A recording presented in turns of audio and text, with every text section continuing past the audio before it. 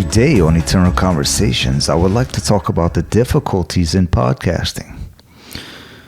So, let me see, where do I start? After listening to podcasts and watching podcasts for years at work, I thought, wow, how great. And with my education in psychology and philosophy, I thought, man, how awesome would that be to just talk to wonderful, highly intelligent people about existence, about life and death, about being alive, about the meaning of life, what it means to be a human being on this earth. Why are we here? Alien stars, etc. And I said, how great would that be? What a job. What a job. And that will help me to just really, it's not about me, it's about the other person. It's about making that person special. But so the difficulties in podcasting I came across were that, first of all, the name of this podcast is Eternal Conversations, but eternal conversations happen best spontaneously. So you can have a conversation with somebody at the bus stop that you've never met before in your life, and it's a 2-minute conversation that you might remember for the rest of your life. So spontaneity is really the key ingredient to eternal conversations, and sort of magical conversations in podcasts in general. To say that we're going to have an awesome conversation, an awesome eternal conversation, beautiful and magical, Tuesday at 9 p.m. or 6 p.m. We're going to both get together. We're going to both have that free time, physically and mentally, and both be in the right state of mind. It's very difficult to do. I thought it would be easier than it is to just say, all right, next Tuesday at 6 p.m. or tomorrow even at 6 p.m., we're going to meet up and we're going to have this beautiful, wonderful, magical conversation that is going to be life-changing for us and others. But it's a little bit hard to do than you think. The editing also is pretty killer. It's not too bad in my case because I do very little editing, but it can be, and you have so many technical problems with editing software and just all this technical equipment if you don't have help, especially like me. I'm also personally more of a writer than a speaker. So I'm an introverted writer. I can write beautiful paragraphs, pages, books. But if you talk to me, you would never know. You would just think I'm some dumbass. Some dumbass dude. But then you read my writings like, wow, he has something good to say or is at least trying to express. So being an introvert, trying to sell books and have beautiful conversations with because of my educational background with people, and doing so at a specific time is hard. There's so many billions and trillions, I'm sure, of conversations that have happened throughout human history that could just be engraved in stone as being eternal. But they were never recorded. They were never written down. And so they're sort of been just lost like the wind. And that's okay. That's okay. That's cool. It is what it is, it's just human existence. It's just, that's all it is. But to try to produce, and create magical conversations not spontaneously is difficult. Technical considerations can be a lot, pretty time consuming, especially if you barely have time to make a podcast, and then you barely have time to edit. Two, let's see.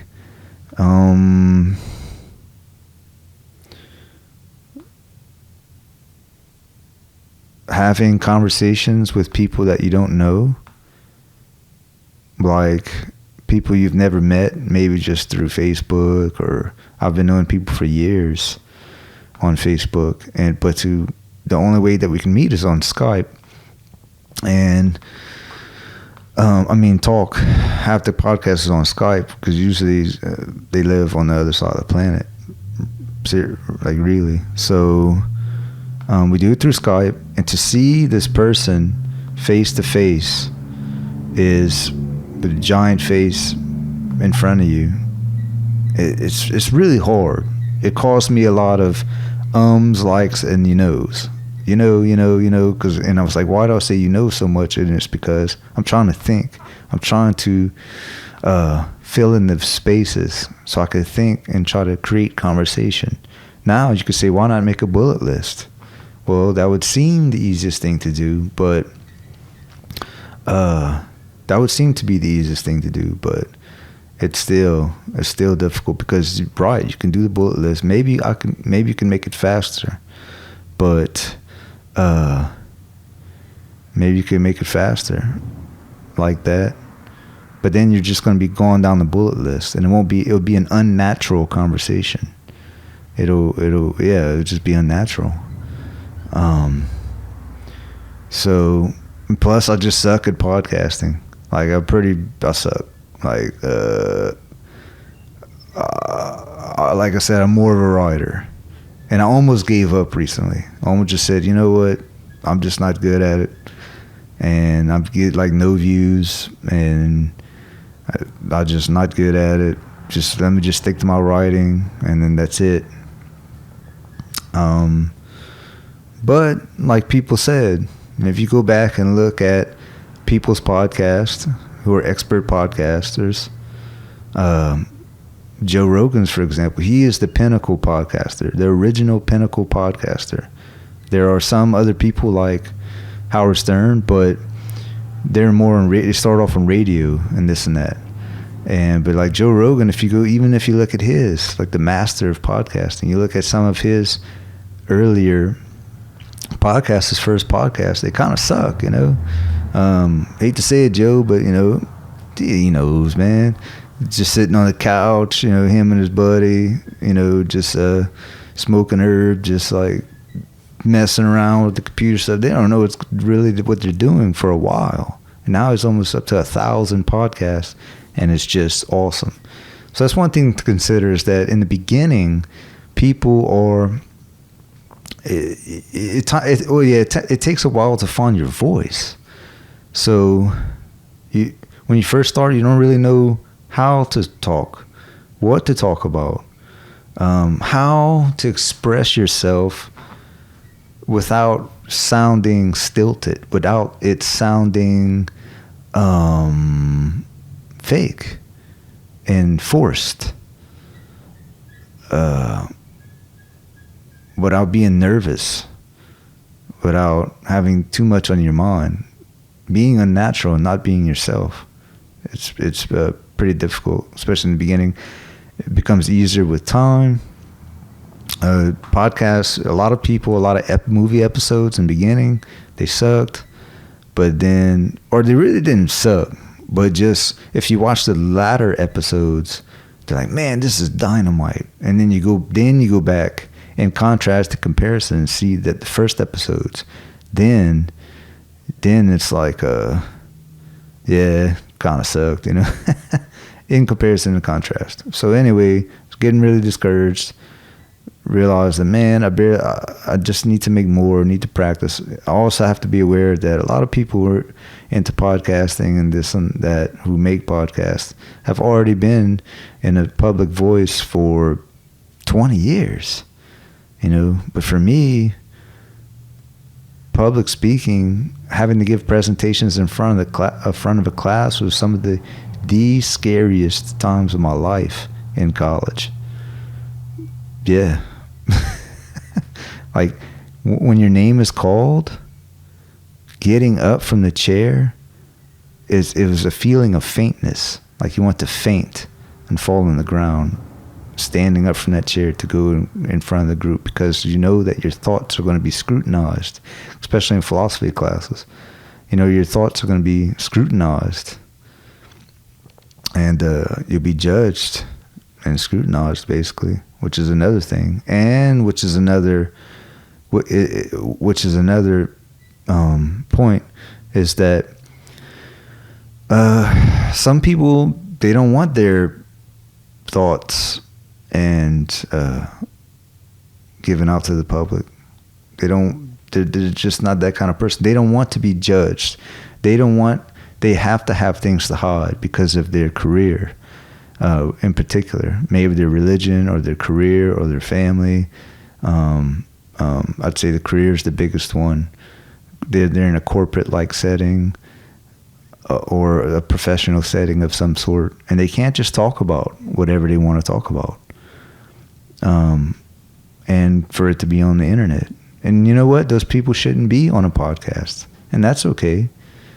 I mean, to me, it sucks that they have to be like that. I'm not in a position to where I have to hide who I am and what I think.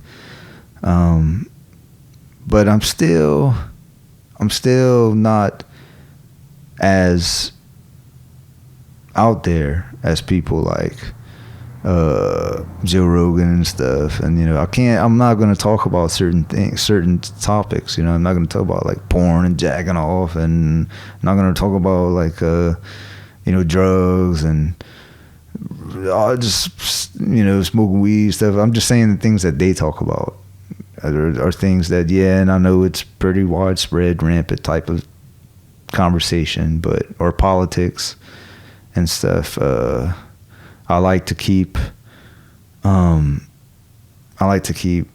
not talk about politics, because it's a lose-lose situation. You know, Trump versus Hillary is the perfect example. It's just a lose-lose situation. Race, and once again, it's just a lose-lose situation. Or anything illegal. I mean, it's just, once again, a lose-lose situation. Or I do like to talk about religion, though. But to get back to difficulties in podcasting, that's another difficulty, though, is that not everybody can be themselves on camera. Not everybody, but that being said, they don't have to be. They can still talk about, in my particular case for podcasting, eternal conversations, which involves just life and death and eternity and the human experience and dreams and just existence. So, hope that wasn't too much of a rant. There are some difficulties, such as making spontaneity happen and technical editing type of issues. Being in just two people being in the right mood. Like, there's been times where I've done podcasts where I just wasn't in the mood, or people were giving me hell before I started, and I just couldn't chill, you know. Some people drink. I tried drinking a couple of times before I did a podcast, and it came out terrible. And I noticed that other people, when they drink on podcasts, when they start drinking towards the end, it just turns, especially if you're not drinking, you're at work or stuff, it just gets all muddied and uninteresting and boring. So I don't know, that doesn't work for me. But I don't know. I guess just to realize that beginning episodes usually suck. A lot of people that you might be competing with have been in the game already for 20 years. And even this is the thing. Even if it doesn't turn into anything, that's cool. You know, even if it's still a whole lot of fun. And that's one way. If you're not having fun, you're not doing it right. I have to remind myself not to take it too seriously. Like, this is not serious. This is just playing around. This is just having fun. This is just trying to use your mind. And so, and trying to take it too seriously is trying to force something to happen. And forcing stuff to happen usually does not work as good as allowing stuff to happen. And see anything else? No, that's the main things, I think. So, check out my book, Eternal Conversations and Immortalization, and other books. Check out eternalconversations.com. Check out the Eternal Conversations podcast, and leave a comment, like, subscribe, leave a comment if you wish, and I'll gladly answer it. And peace, love, and light. Thank you very much.